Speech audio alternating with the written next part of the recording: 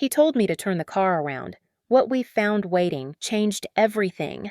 The fog had rolled in thicker than expected that morning.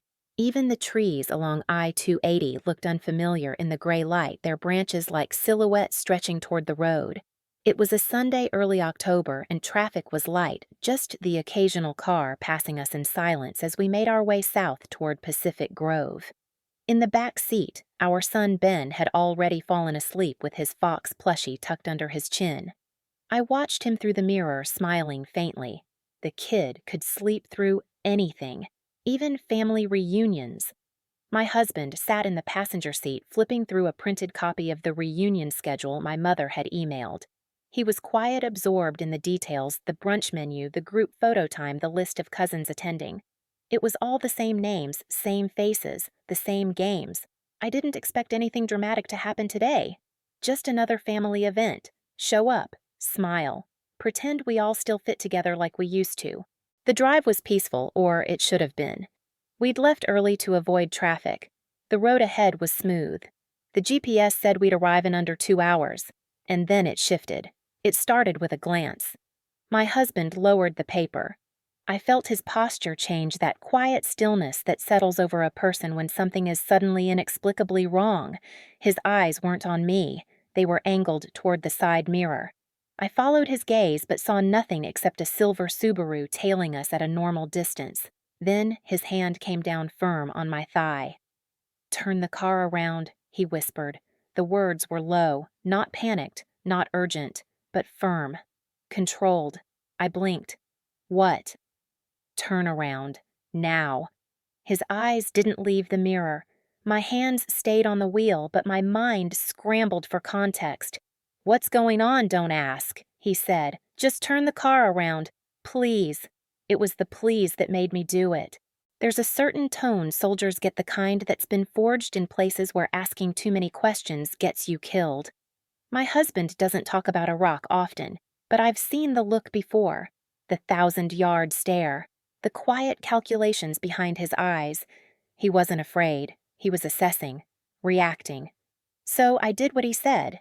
At the next exit, I veered right off the freeway and merged onto a narrow country road that wound through eucalyptus groves. The fog thinned here, but my grip on the wheel tightened. I glanced in the mirror again. The silver car was gone. "What did you see?" I asked, not expecting a full answer. He shook his head, jaw tense. "Just keep driving, but drive." I nodded, refocusing on the road. We weren't going to Monterey anymore. We were heading back north, back toward home. Back toward something I didn't yet understand, but he clearly did. My thoughts drifted to the tote bag in the trunk, the one my mother had insisted I take. "It's just supplies for the altar," she'd said over the phone the night before. "Candles, incense, little stuff. Our car's too full with your dad's oxygen tank and the chairs." I hadn't questioned it. I never did. It was easier to say yes, easier to carry things. That's what I'd always done. But now I wondered why my husband looked so shaken, why he wouldn't speak, why his hands, normally so steady, were curled into fists. "I didn't open the bag," I said quietly, almost to myself. He nodded once slowly. "I figured." "Do you think it's dangerous?" Another silence. "Then I think we need to go back." That's all he said. No more. I didn't press. I didn't argue. I just drove. There are things people assume about oldest daughters, that we're strong, that we don't need attention, that we'll carry everything and never ask for help. People see the steadiness, the silence, and they mistake it for comfort. But I was never comfortable. I was dutiful. It started young. My sister Sophia was the star. Golden-skinned, wide-eyed, with that soft, breathless voice people always leaned in to hear. Even when we were children, she was the one they called Angel. I was the responsible one. The one who held the backpack, remembered the grocery list, kept her voice low. She danced. I cleaned up after recitals. She cried. I got quiet. When our father got sick slow at first, then suddenly fragile, I was the one who drove him to dialysis. Sophia didn't come. She said she couldn't stand hospitals. I never said anything. I just picked up the car keys and went. That was the rhythm of our family. Sophia sparkled. I filled the silence. Even after I married, even after Ben was born, the dynamic didn't shift. My parents never meant harm, not in the traditional sense. They just expected, assumed, needed. I was the one who understood. I was the one they could rely on, which in practice meant I was the one they could burden.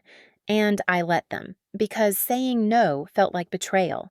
The reunion invitation arrived 2 weeks before the event, a PDF in my inbox designed like a wedding announcement. 40 years of love, it said in swooping gold script. Join us for a celebration of Thomas and Marietta's legacy. There were no names listed as hosts, but I knew Sophia had designed it. The aesthetic had her fingerprints all over it, dramatic and soft, with just a hint of curated sentimentality. She always had a way of making things look like love, even when they weren't. I didn't respond right away. I forwarded it to my husband with a short message. Thoughts, he replied in 4 words. You know they expect us. And I did.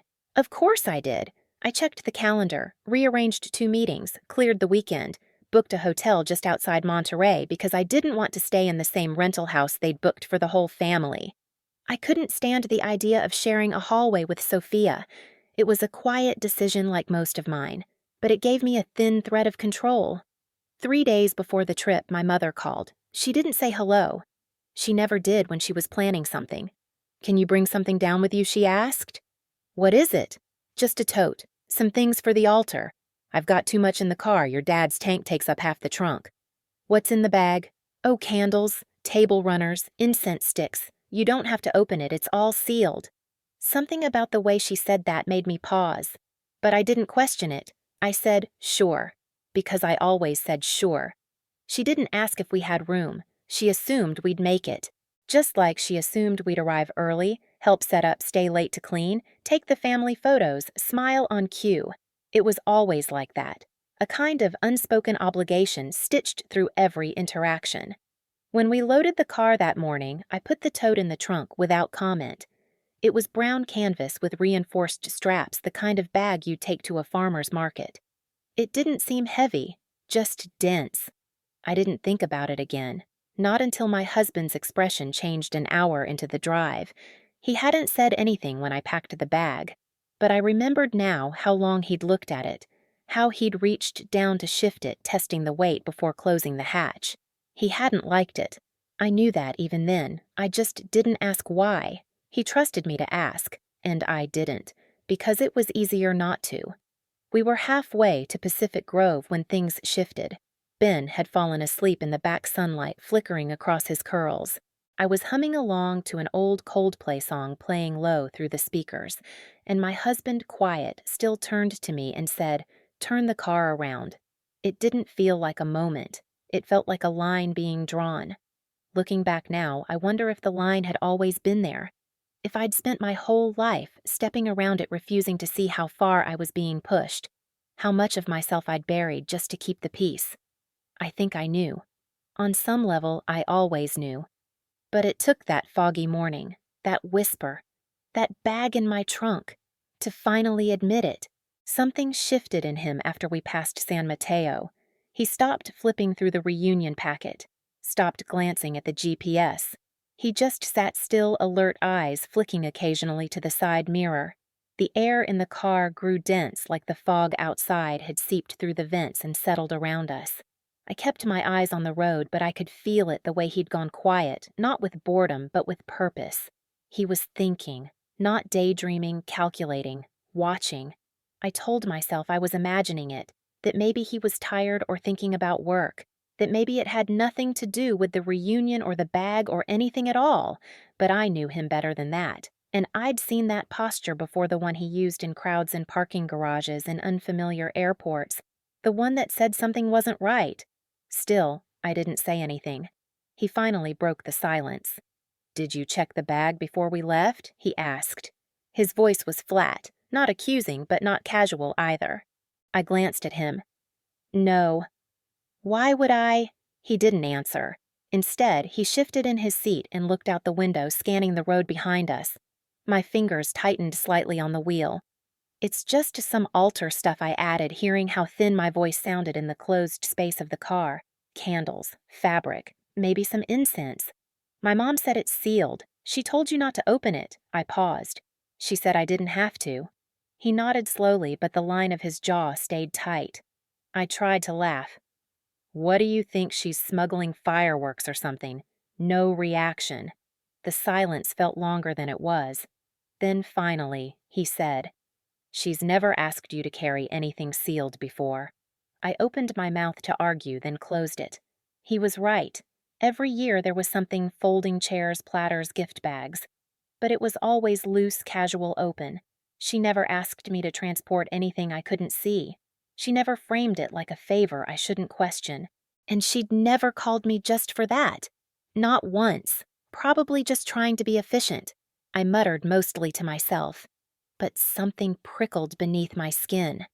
A wrongness I hadn't wanted to name. We hit a patch of open road near Woodside.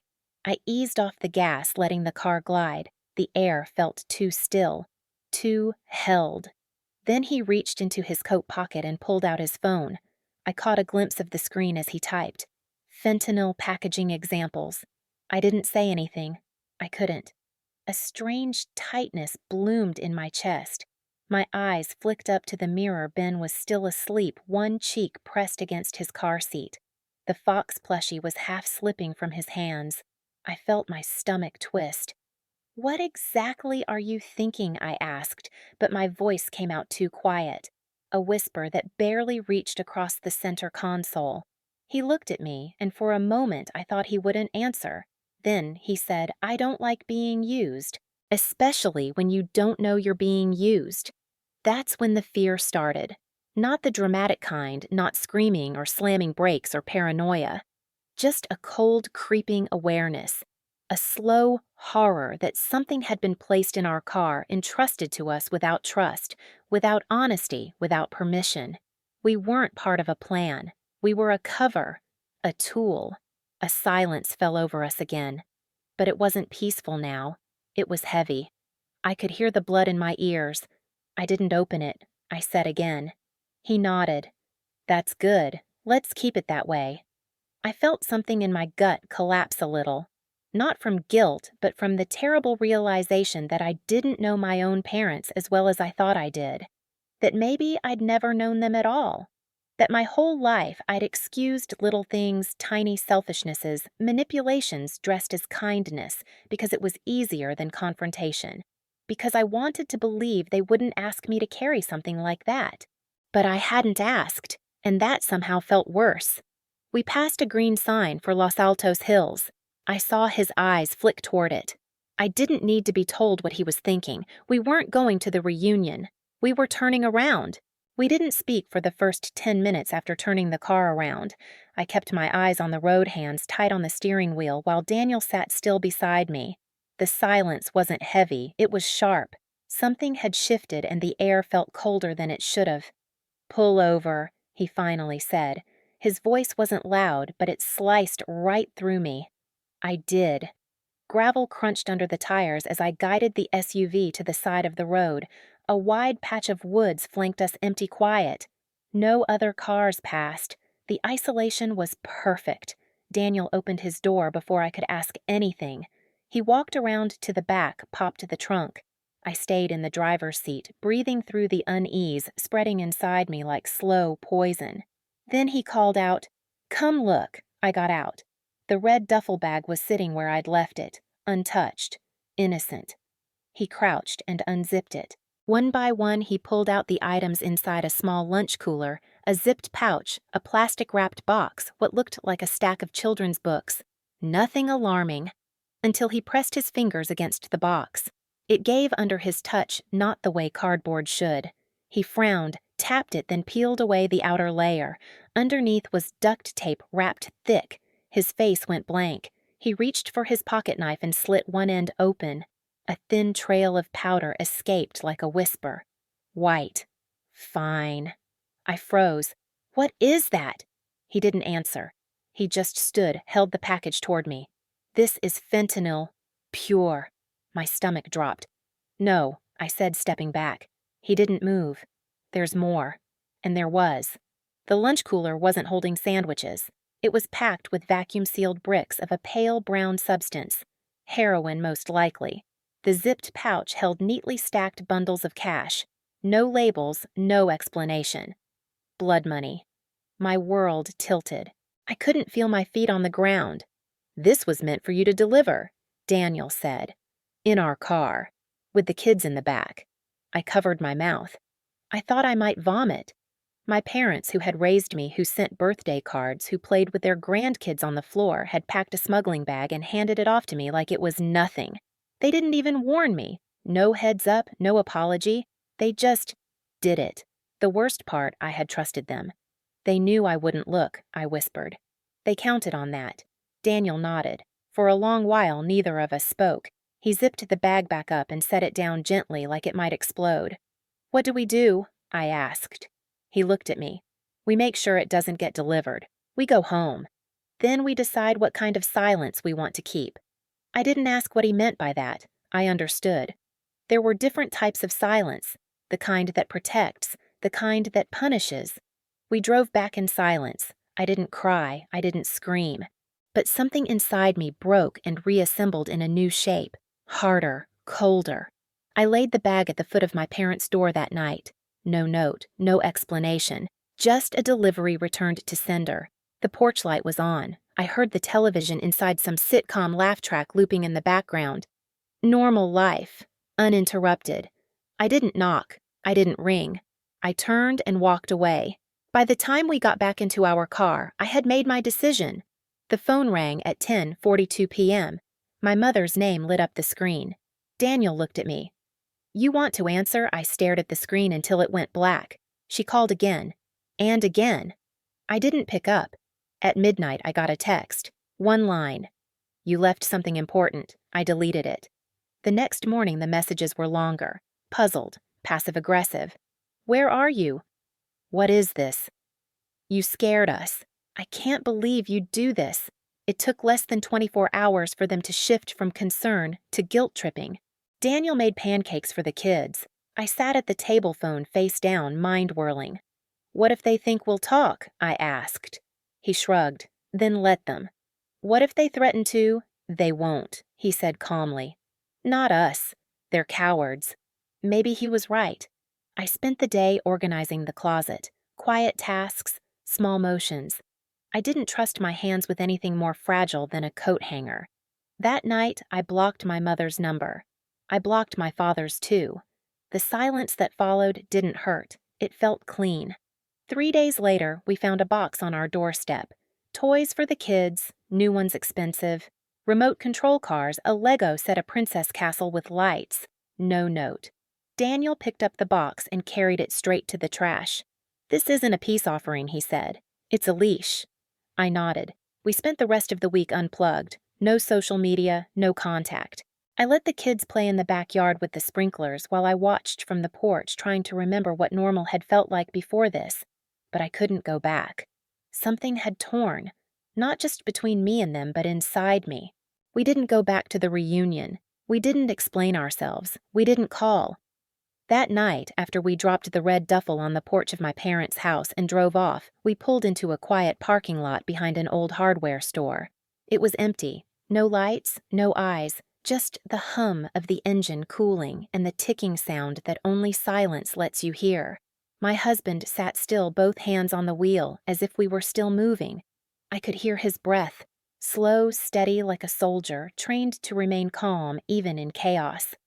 I stared at my hands, remembering how I'd zipped up that red bag without looking inside, trusting them. The betrayal didn't scream. It settled like ash. "Are you okay?" he asked finally. I nodded, though I wasn't. Not in a way he could fix. We drove home, not a word, just the road and the heavy air between us. The next morning, my phone rang. "Mom, sweetheart, why didn't you come inside last night? You dropped the bag, but where did you go? Are you all right?" I stared at her name, blinking on my screen. I didn't pick up. I couldn't. I knew if I heard her voice, I'd soften, or worse, start questioning what I saw. 2 minutes later, a text came through. "You forgot the smaller bag inside the red one. Can you drop it off, smaller bag?" There'd been nothing small inside. I felt something shift in my gut. She was testing me. I texted back only 5 words. We left what we received, and then I turned off my phone. That week, the silence became its own language. My parents texted me, called my husband, left voice messages. Everything coded in sugary tones. Dinner's still on Sunday if you're up for it. Dad's worried about you. Please come by. Like nothing had happened. Like we hadn't been used as unwilling drug mules. Like the trust I carried since childhood hadn't been weaponized against me. I thought the hardest part would be the moment of discovery. It wasn't. The hardest part was not reacting. Not calling them and demanding answers, not driving over and throwing the bag through their living room window, not giving them the performance they probably expected. I didn't cry, didn't scream, didn't give them the dignity of an argument, because I realized something very old and very quiet in that week. They didn't deserve to hear my voice when they had chosen to silence my worth for years. I started seeing the old patterns now with terrifying clarity. The way Mom always insisted I take just a few things in my car after family visits. The way Dad would dismissively say, "You're the strong one, kid. You can handle a little risk." Had they done this before? Had they used me? Was this the first time I noticed or the first time they slipped? I didn't know. But I knew this. It would be the last time. A few days later, my younger sister called. "Hey, I don't know what's going on, but Mom's been crying. She said you flipped out over nothing. I told her you're just dramatic sometimes." But seriously, what happened dramatic? It hit like a slap. I remembered all the times I stayed up babysitting my sister when our parents went out drinking, all the school projects I did for her, the job interview I prepped her for, the bail I paid when she got that DUI and begged me not to tell Mom and Dad. And now dramatic. I said only one thing before hanging up Check the Red Duffel. And open your damn eyes. The next weekend, they dropped by our house, no warning, no call. Just rang the doorbell at 10 a.m. on a Sunday. My husband peeked through the peephole.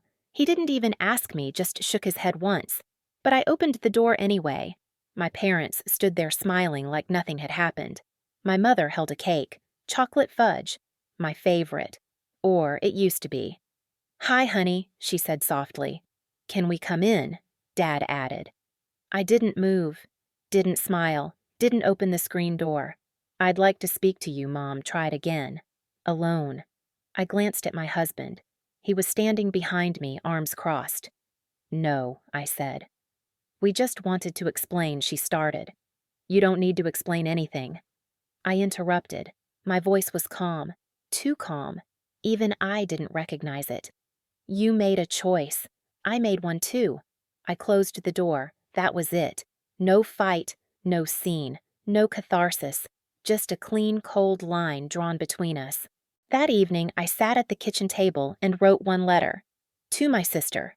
I didn't accuse, I didn't beg her to pick sides. I just told her this.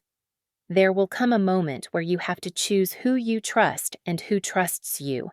That moment came for me last week, and now I sleep peacefully. Whatever you choose, make sure it lets you sleep too. They didn't come back after that. Not that week, not the next. But the silence that followed didn't ache like I feared. It felt earned. The day after we dropped off the red duffel at their doorstep, there was silence. Not the angry kind. Not even the anxious kind. It was the kind of silence that makes you feel like you've stepped out of orbit, detached from gravity, watching everything from a great cold distance. I didn't go to work. Michael stayed home too. Our son Noah was too young to grasp the tension that hung in the air like frost on glass, but he stayed close to me. He could feel the shift. Children always do. I expected a phone call. I expected rage or denials. But nothing came.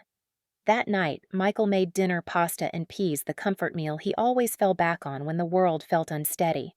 We didn't talk about the duffel bag, or what had been in it. We didn't say meth. We didn't say betrayal. We just sat in the hum of our small apartment, eating quietly, pretending we were still anchored to some version of normal.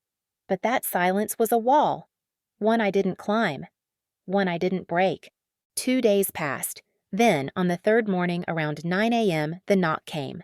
I looked through the peephole and my stomach dropped. My mother. Behind her, my father. and between them, like a peace offering, were 2 oversized gift bags and a small wrapped box that was unmistakably a child's toy. I opened the door only halfway. She smiled like nothing had happened. "We brought some things for Noah," she said brightly, lifting the bag a little higher. "We thought maybe we could—" I didn't move. I didn't smile. Michael stepped beside me, silent. I looked down at the gift bags, and for a moment I saw myself as a child, eager, hungry for affection. I saw all the times they bought things instead of listening, instead of apologizing. I saw how easily love became currency, a tool, a bribe. "I'm not comfortable with this," I said. She blinked. The smile froze. "What do you mean, I mean?" "This doesn't fix anything. And you haven't said a word about what you did." My father's jaw clenched. "We didn't do anything." "You misunderstood. That bag was filled with zip-sealed packets, labeled, sealed, wrapped like you knew exactly what you were doing." I didn't raise my voice. I didn't tremble. "You're overreacting," my mother said. "We thought it was something else." Michael stepped forward. Don't lie to her." That made my father's voice harden. "You don't talk to us that way. We're her family." "No," I said. "You were." I shut the door. No yelling, no drama. Just a line in the sand. A firm, quiet closing. They knocked again. I didn't answer. They called. I didn't respond. Later that evening, they left the gifts at our doorstep. Michael opened them with gloves and threw everything away. We didn't tell Noah. We made hot cocoa. We read him books. We made space in our lives for silence, not the empty kind, but the healing kind, the kind that isn't afraid of itself. Over the next few weeks, the calls slowed, then stopped. My sister texted once, "Mom's devastated. Just talk to her." I didn't reply. Not because I hated them, but because I finally understood something: you can't build a life on denial. And I wasn't going to let my child grow up watching me pretend everything was okay just because someone brought gifts. So we moved. 2 months later, we packed everything into boxes and drove 2 hours north to a town with better schools, more trees, and no family ties. I changed my number. Michael handled the lease. We didn't tell them where we were going. It wasn't dramatic. It wasn't vindictive. It was survival. It was choosing to be the mother I never had. One evening, sitting on our new porch as Noah played with a neighborhood cat, Michael said quietly, "You're brave. You know that I didn't answer." Because brave wasn't what I felt. What I felt was clean, clear, like I had finally scrubbed the last of the lies off my skin. We rebuilt slowly. Noah made friends. I joined a local co-op for moms. Michael found a new job. There were days I missed the illusion of family, but I never missed the reality of it. The last thing my mother ever sent was a birthday card for Noah. Inside, "We love you. Don't let her turn you against us." It went into the trash.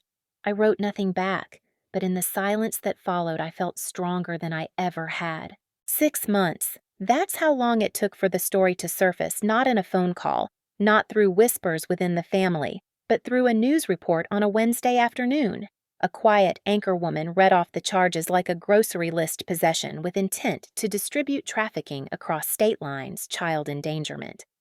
My parents' names were displayed in full, their photos pulled from a local charity gala where they smiled in front of a banner about community trust. I turned the television off before my son could walk into the room. I didn't feel victory. I didn't feel anything, just stillness. The silence had changed tone over those 6 months. In the beginning, it was tense, a tightrope walk of emotion and logic, heartbreak and restraint.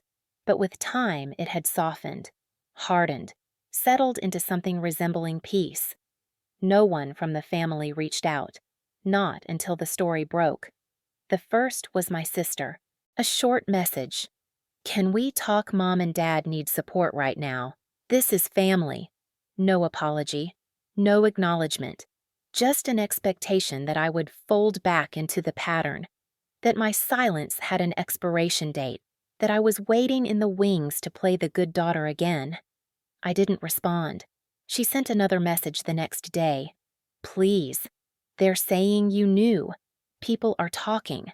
and I realized even now they were trying to make it my burden. Even now they wanted to cast me in the role of accessory or coward or traitor. I blocked the number. Weeks passed. My husband never brought it up again, and I never asked how he knew that day in the car, what he'd seen in the mirror, what told him to speak when he did. Maybe it doesn't matter. What matters is this: I trusted him. And when the moment came when it would have been easy to doubt, to argue, to brush it off, I turned the car around. I turned the car around.